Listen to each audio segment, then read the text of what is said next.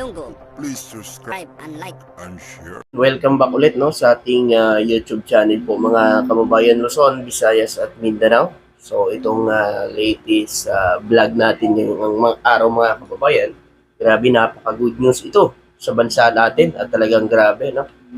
Ito'y talagang makikita natin na ang tiwala sa mga mayayaman negosyante dito na sa bansa natin ay talagang buo-buo na ang tiwala ng mga mayayaman negosyante para mag-invest dito sa Pilipinas, mga kababayan, no?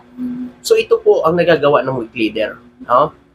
Ang weak leader na sinasabi ng mga nasa kabila ay pinagkakatiwalaan ng mga mayayaman negosyante sa ibang bansa. So, weak leader po ang tawag yan, mga kababayan.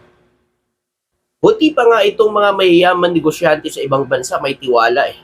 Pero yung mga Pilipino na bumabati ko sa ating Pangulong Bongbong Marcos na walang ibang gawang kundi gawa ng fake news, gawa ng issue ang ating Pangulong Bongbong Marcos.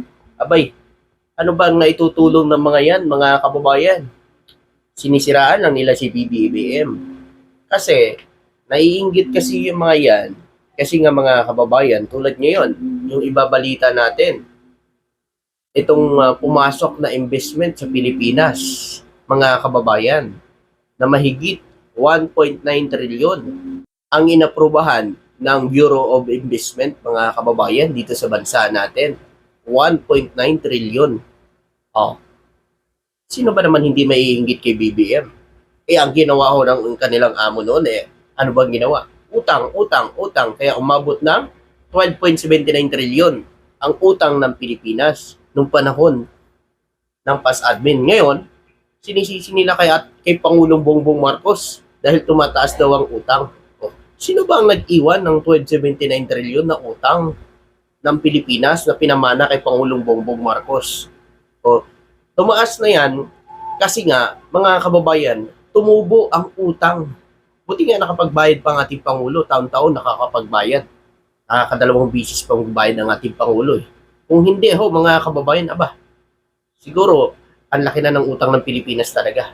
Tapos sasabihin ng number 1 senador, baon na daw sa utang ang Pilipinas kasi puro utang daw ang ginagawa. Ba't hindi niya tanungin yung idolo niya na nag-utang ng 12.79 trilyon yung utang na iniwan niya kay Pangulong Bongbong Marcos. Hindi yan paninira sa kanila kasi totoo yan. May balita ho yan sa media, hindi na sa mga vlogger, na 12.79 trilyon ang iniwan niyang utang. Diba? Hindi yan paninira. Totoo yan, mga kababayan. 12.79 trilyon naman talaga ang iniwan niyang utang sa ating Pangulong Bongbong Marcos. Wala pang iniwang budget yun. Wala sang iniwang budget nung siya ay umalis. Pero nung panahon ni Pinoy, bago umalis si Pinoy, ay mayroon pang iniwan na pera si Pinoy, mga kababayan. Bakit siya wala siyang naiwan? Diba? Kasi nga COVID-19. Yung sa COVID-19 naman po mga kababayan, ilan lang naman yung ginastos niya doon. Wala nga umabot sa isang trilyon. Asa na yung 7 trilyon na inutang? Sa build naman, anong natapos? Wala naman natapos sa build. Ano bang natapos sa build niya mga kababayan? Yung uga-uga na tulay doon sa Isabela na hindi madaanan, na pinagawa pa ngayon ng administrasyon. Yung Pangil Bridge. Tapos na ba yan nung panahon niya? Hindi. Poste pa, hindi pa nga tapos ng poste yan bago sa umalis Ngayon sasabihin ng mga didilis, wala daw ambag si BBM, kati ribbon lang daw. Bakit ngayong 2024 lang natapos at na ito kung walang ambag si BBM? Diba? Dito tayo sa inaprubahan na investment ng Bureau of Investment dito sa Pilipinas, mga kababayan, ay umabot sa 1.9 trilyon. Ito po'y balita, galing po yan sa ABS-CBN. Ayan, nakikita nyo po dyan, galing po yan sa ABS-CBN, mga kababayan. Ito mga kababayan, ewan ko na lang kasi sasabihin na naman ng mga didilis dyan hindi daw totoo yan, fake news daw tayo. Pero sila na walang basihan na mga nilalabas, sila ang totoo. Yung ginagawa nila, puro paninira. Sila daw ang paniniwalaan ng tao. Pero tayo na may nilalabas na ebidensya, tayo pa daw ang fake news. So, ingat kayo. Baka matulad kayo sa fake news na nakulong ngayon dahil pinikyo si General Torre. 'Di ba? So yan po mga kababayan, ito. Ang mga pinaprubahang pamumuhunan sa Pilipinas ay umabot sa record na 1.9 trilyon. Grabe pala talaga ang ating Pangulong Bongbong Marcos mga kababayan, ano?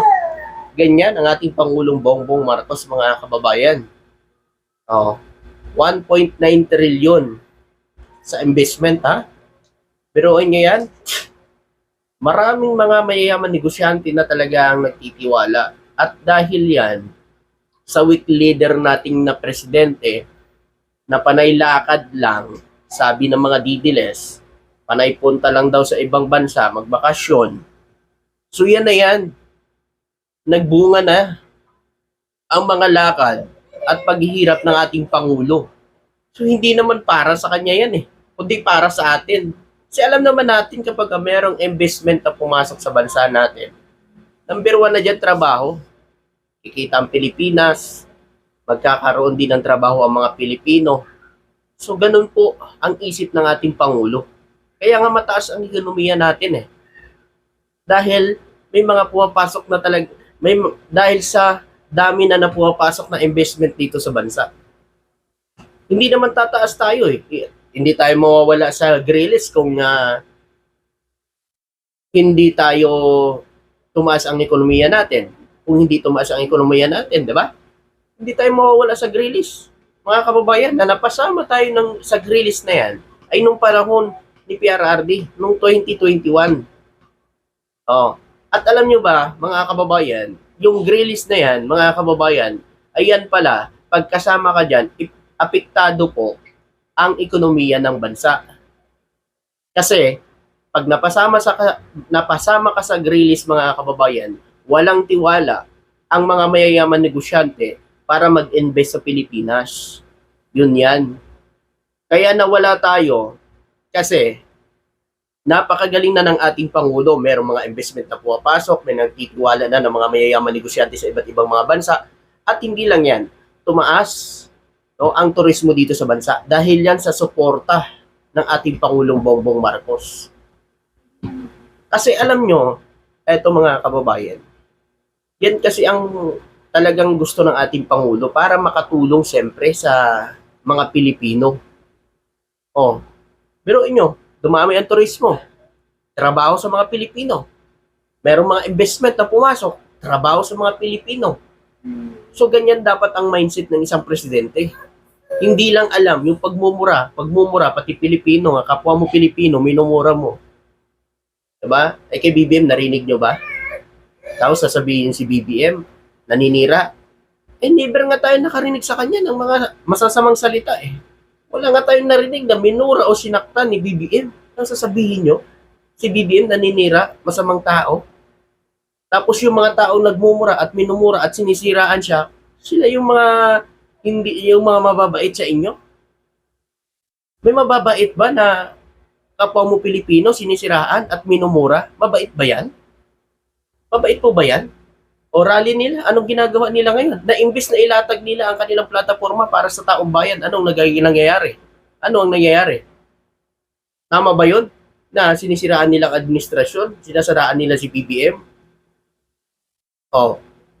Mga kababayan, gising. Mag-isip-isip po tayo, bakit nila ginagawa yan?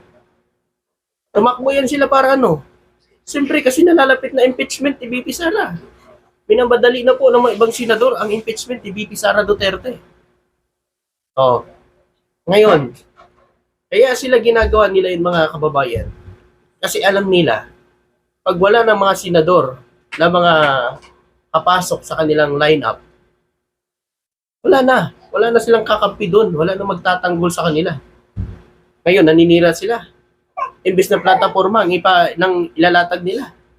Anong plataforma na nilalatag nila ngayon? Wala. Pero sa alyansa ng Bagong Pilipinas, nakikita nyo kung ano ang mga plataforma na gagawin nila. Hindi paninira. Pinapakita ng alyansa ni BBM ang plataforma. Diba? Balik tayo dito, mga kababayan. Ito, umabot sa 1.9 trillion all-time high investment sa Pilipinas na inaprubahan ng Bureau of Investment ng bansa. 1.9 ha. Sa isang payag, sinabi mo ng Bureau na ang mga pamumuhunan ay lumampas sa 2023 na 29% domestic investment, higit sa double na 1.35 trillion mula sa 578 billion, no? Habang ang dayuhan na pamumuhunan ay umabot naman sa 540 billion. Sinabi rin ng Special Assistant to the President for Investment at Economic Affairs, Frederick Gu, ang mga pamumuhunan ay inaasahang lilika na higit sa 130,000 na trabaho. Biruin nyo yan. 130,000 na trabaho, mga kababayan. Grabe, makikinabang mga Pilipino.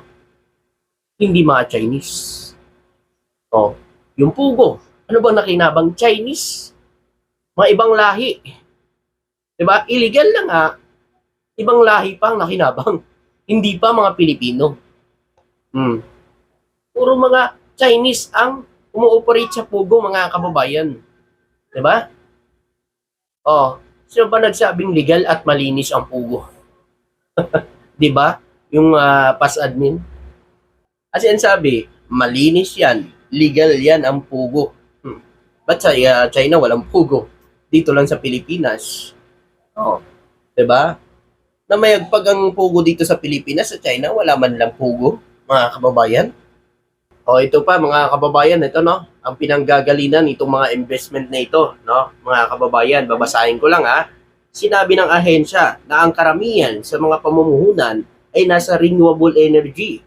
Ang mga pamumuhunan sa sektor na ito ay nasa 1.30 trillion, mga kababayan. So, ibig sabihin, ang sa may renewable energy, mga kababayan, ay 1.30 trillion. No? Ang pumasok na investment for renewable energy lang, mga kababayan. So, ibig sabihin, ganun kalaki. No? At yan kasi din ang gusto ng ating Pangulo, mga kababayan, na mayroon tayong sapat na kuryente.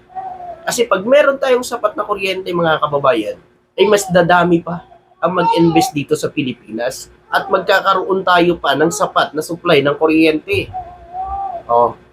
Kaya ba yan ng PAS-admin? Kung gaano katalino ang presidente, kung gaano niya ginagawa ito. At makikita naman natin, halos araw-araw umaalis ang ating Pangulo at nakikita natin ang trabaho niya. Pera na lang talaga sa mga antay at mga trolls na may hilig talagang manira at hindi nakikita ito ang ginagawa ng presidente. Wala na tayong pakialam dyan. Basta dito tayo sa mga Pilipino na naniniwala na talagang naniniwala sa ginagawa ng ating presidente, mga kababayan.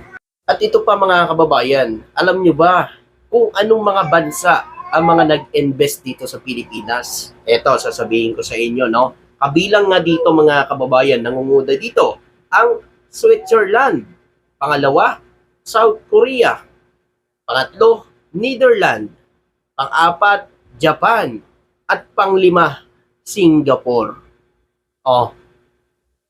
Nakikita nyo, mga kababayan? Walang China dyan. Diba? Ano kasi, puro China lang kasi, no? Ang alam ng PAS-admin. Pero inyo yan, mga kababayan. Kaya nawala din tayo sa Grilis. Kasi nga, maganda ang pakikitungo ng ating Pangulong Bongbong Marcos sa lahat na bansa. Kinakaibigan niya lahat. Kasi gano'n naman talaga eh. Kailangan yun, mga kababayan, para magkaroon tayo ng mga ganitong investment. No? Madidilis. Iyak na naman. Hikos na naman kami. Thank you at maraming salamat.